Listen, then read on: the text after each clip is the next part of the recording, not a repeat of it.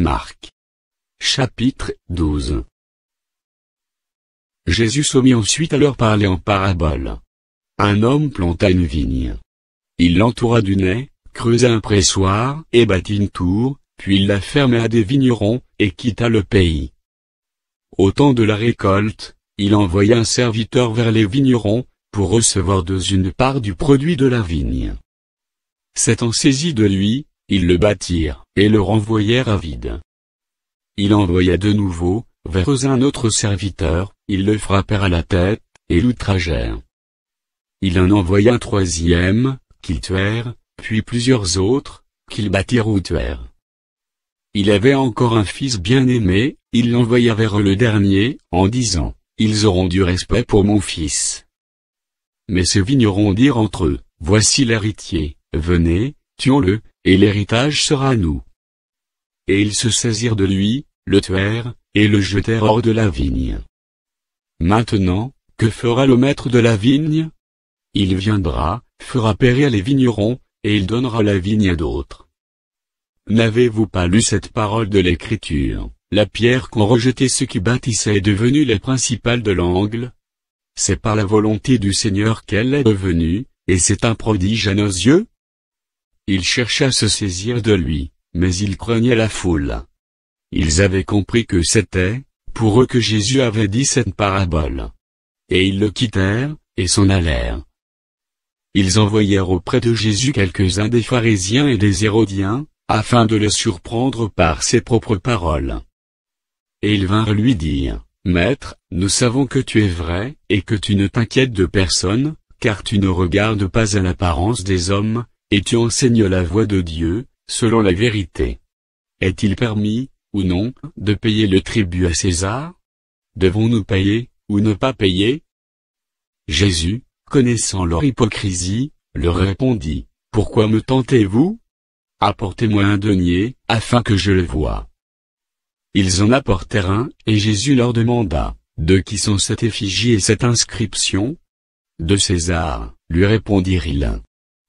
Alors il leur dit, « Rendez à César ce qui est à César, et à Dieu ce qui est à Dieu. » Et ils furent à son égard dans l'étonnement.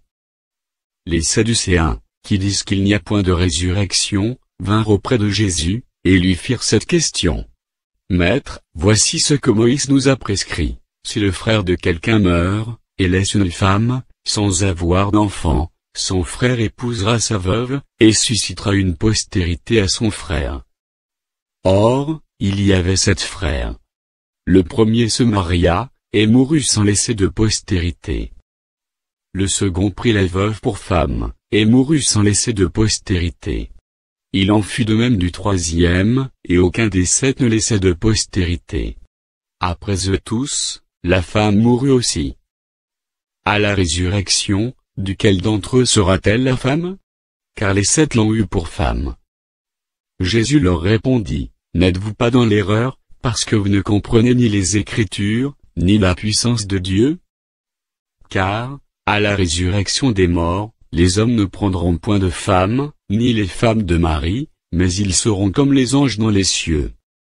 Pour ce qui est de la résurrection des morts, n'avez-vous pas lu, dans le livre de Moïse, ce que Dieu lui dit, à propos du buisson, « Je suis le Dieu d'Abraham, le Dieu d'Isaac, et le Dieu de Jacob » Dieu n'est pas Dieu des morts, mais des vivants. Vous êtes grandement dans l'erreur. Un des scribes, qui les avait entendus discuter, sachant que Jésus avait bien répondu aux Sadducéens, s'approcha, et lui demanda, « Quel est le premier de tous les commandements ?» Jésus répondit, « Voici le premier, écoute, Israël, le Seigneur, notre Dieu, est l'unique Seigneur, et tu aimeras le Seigneur, ton Dieu, de tout ton cœur, de toute ton âme, de toute ta pensée, et de toute ta force.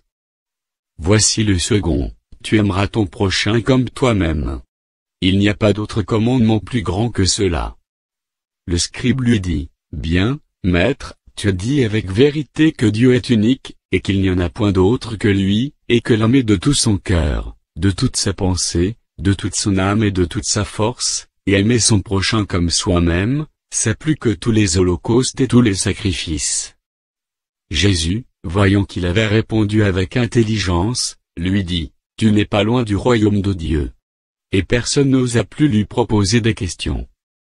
Jésus, continuant à enseigner dans le temple, dit, « Comment les scribes disent-ils que le Christ est fils de David ? » David lui-même, animé par l'Esprit Saint, a dit, « Le Seigneur a dit à mon Seigneur, assieds-toi à ma droite, jusqu'à ce que je fasse de tes ennemis ton marchepied. » David lui-même l'appelle Seigneur, comment donc est-il son fils?